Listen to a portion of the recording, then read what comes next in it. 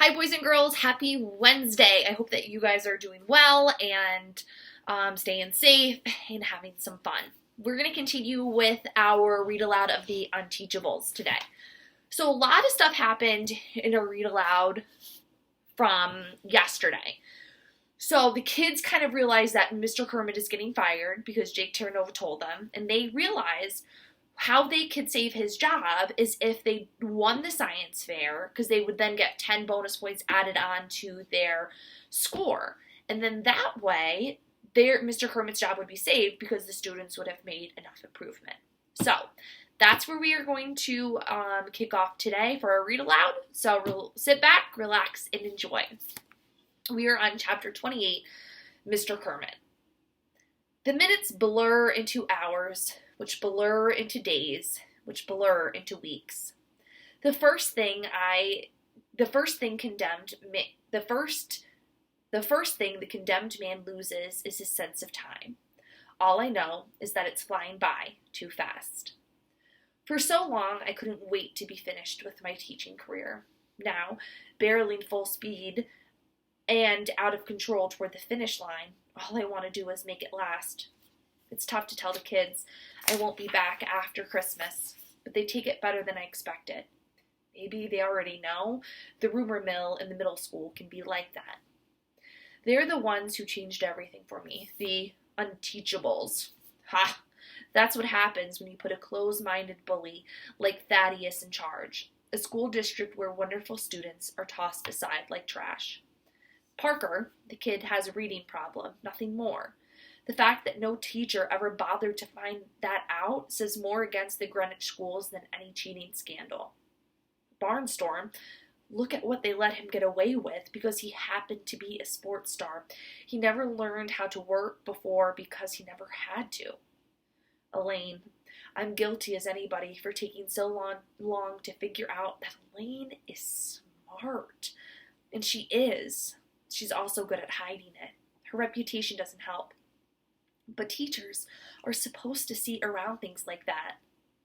Mateo, the school jumped to conclusions about the kid's quirky personality. They wrote him off. He deserves better. Raheem was allowed to sleep and doodle through 6th and 7th grade before he was dumped into SCS 8. Today, he's an absolute star over at the community college. But there's more important is how well he's doing in 8th grade. Aldo might be the only one who belongs in SCS 8, but he's come a long, long way. He passed that science test, and the fact that he did isn't as half as amazing as the fact that he even bothered to try. Finally, Kiana. She never had any business being in this class. She just drifted in and stayed, and not a single faculty member, myself included, bothered to look into who she was and what she was doing there. True, it worked out in the end. Kiana is a huge part of what went right in room 117, but she could have just as easily fallen through the cracks. All of her potential could have been wasted. What's going to happen to the kids on December 22nd when I have to leave? Kiana will be fine. She'll be back in California, and anyway, a bright girl like that will find a way to succeed wherever she ends up. But what about the others? Will the class get a real teacher, or will the replacement be a babysitter? Or worse, a warden? It's too easy to see the progress of the past weeks being rolled back. Christina will try to do the right thing by the students, but in the end, Dr. Thaddeus calls the shots. He might even kibosh the trips to Terranova Motors, which means so much to the kids. It hurts to admit it, but the transformation of SCS 8 could have never happened without Jake.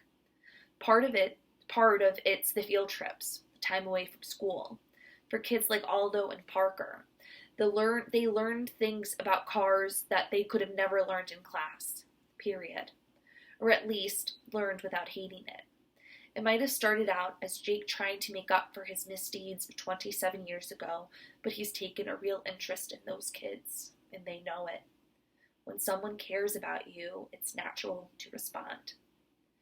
Strange that the man who used to be 12-year-old Jake should star in my teaching rebirth.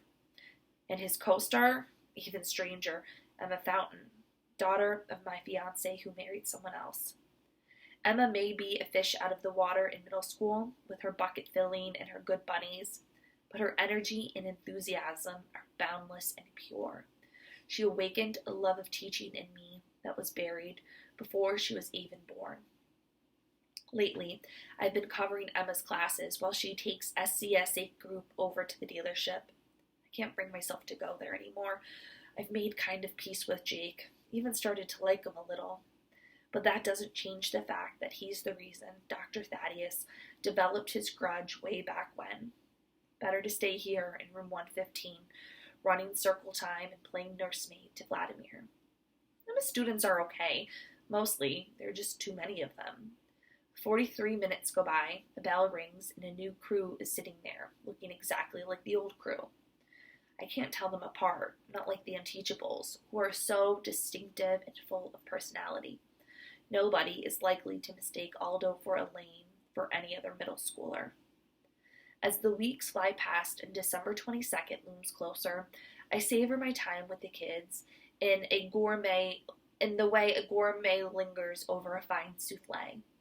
The class is spending so many afternoons at Terra Nova Motors these days that they're almost lost to me already. They leave on the minibus at 11 and barely make it back before the 3:30 bell. I read and reread Kiana's essay, lingering over well-reasoned arguments. I relished the discussions with Elaine and Aldo as they work their way through where the red fern grows. I listened for the faint sound of Parker whistling through his teeth, a surefire sign that he's reading without having to struggle over every single word. I cherish these things because I know I won't have them much longer. At this point, every puppy tail I award may be my last. At home, the walls of the apartment are closing in on me. It never bothered me before, but it's driving me crazy now. This is the future, kicking around these 2.5 rooms, 1 bath. I was planning to cash in at the end of the year anyway, with the early retirement. I would have been able to redecorate, maybe even move to a nicer place in a better part of town. For sure, I would have traveled. I might not have the money for that now, and anyway, I'm so down that I can't think of a single spot on this green earth that I'm interested in visiting. Of course, I could look for a new job. There are other schools in America, but Thaddeus has pretty much taken care of that. How can you explain to a prospective employer that you were fired for cause? Any Google search of the name Zachary Kermit will eventually spit out the words cheating scandal, and that'll be a deal breaker. Besides, at 55, I'm not exactly a spring chicken. Starting over from scratch isn't an attractive option. Saturday morning, I shuffle into the kitchen and investigate the prospects for breakfast. A cheese stick and a semi-stale dinner roll. I've stopped food shopping again. I was doing okay for a while, but the bad news jolted me into old ways. Oh well, with coffee, it should at least go down and stay there. Breakfast is interrupted by a series of clicks. It's the doorbell, or what would have been the doorbell if the doorbell worked. Maybe a mistake. Nobody ever comes to visit, and I haven't ordered anything. I pad barefoot to the door and peek through the peephole to find the smiling face of Emma Fountain. What does she want at 8 o'clock on a Saturday morning? She says, "Don't pretend you're not home, Mr. Kermit. I can hear you walking around in there." I open the door. What gives? Why are you here so early? I've come to give you a ride to the science fair, she replies, as if it's the most obvious thing in the world. I'm not going to the science fair, I tell her. I'm not feeling very warm and fuzzy toward that school these days. But you can't miss it, she pleads. What about the kids? What kids? My kids? They won't be there. Nobody entered. She looks evasive. That might not be exactly true. My coffee is getting cold. Of course it's true. I'm their teacher. Don't you think I would have been notified if one of them was working on a science project? They did it as a group. I repeat, not possible. She drops the bombshell. They've been working on it at the dealership. It strikes a chord. The frequent extended trips to Terranova Motors, Emma accompanying the kids so I won't see what's going on. They've been doing this all behind my back. It all fits, except one giant question. But why? They did it for you, she announces. For me? Why in a million years would they ever? I'd want them to. Then I remember the random district policy. 10 points added to the scores of all winners. That would be enough. They're trying to save my job. She beams. Isn't it wonderful? No! I explode. It means the kids blame themselves for what happened. How would they even know about the connection and their test results? She studies the threadbare carpet. You had no right to tell them that, I rave. It's a gross violation of my privacy. Worse, it made them feel pressure to entering a science fair they have no chance of winning. Don't be mad at them. I'm not mad at them, I exclaim. I'm mad at you. They could have never done this on their own. You set this up, you and that Terranova dimwit. Jake loves you. Yeah? Well, I tremble to see what would happen if he hated me. She puts on an expression I remember from Fiona, the I'm not taking no for an answer face. Okay, Emma concedes, so maybe we weren't totally upfront with you, but your kids are at school ready to present their project, and if you're not there to support them, you're never going to forgive yourself. She doesn't fight fair. Pour yourself a cup of coffee, I say. I'll get dressed. Surrender. Total and unconditional. I might as well get used to it. Jake is waiting outside in the Porsche. Hey, Mr. Kermit. Long time no see. I scowl at him.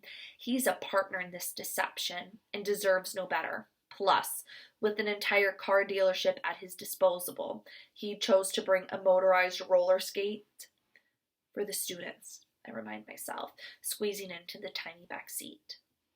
All the way to school, Jake keeps up a steady stream of conversation, ignoring frantic signaling from Emma to keep his big mouth shut. How about those kids doing this project on their own? He enthuses. They're really something. I'm too angry to answer. It's possible that I'm too contorted in the back seat to make any sound. I'm getting reacquainted with my knees, which are pressed up against my chest. When the Porsche reaches Greenwich Middle School, it takes two of them to drag me out of the car. A banner over the front entrance declares, Greenwich Public Schools Science Fair, District Championships. The parking lot is packed. School's hall bustle with students and parents. I forgot how popular the science fair is. I knew once, back when I cared about such things. Walking stiffly, zombie style, after the tight car ride, I lumber inside, following Emma and Jake into the gym, which is the epicenter.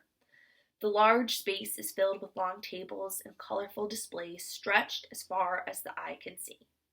Students stand like sentries in front of their projects, excited and nervous, ready to face the judges. It's been a rotten day so far. As soon as I spot the kids of SCS 8, I feel the corners of my mouth turning upward. Even though I'm against the science fair idea, 100%, I couldn't be more proud. My Unteachables did this for me. Okay, I won't be their teacher for long, but I'm their teacher today, and I intend to act like it. Seeing me, their faces light up, and I smile wider. I must be losing my mind. A real teacher would be chewing them out, not beaming at them. I beam anyway, because they look so thrilled with themselves. Aldo, Kiana, Barnstorm, Mateo, Raheem, and Elaine. I approach the group. Where's Parker? With his grandmother, Kiana supplies. You'll see him soon. Ah, the famous grands. Some things never change. Well, let's have a look at this top secret project. This, boys and girls, seems like it's a good place to stop. So, the science fair, it is here. Think about how Mr. Kermit feels. At first, he's kind of irritated that his students would do this without him, but then he sees that, you know what, they did this for me. And even though he might be against them and he doesn't want the students to blame themselves, they did this for him. And that is where we will stop today. I hope you guys have a wonderful Wednesday. I'm looking forward to seeing you at our Google Hangout tomorrow. All right, boys and girls, I will talk to you all soon. Bye-bye.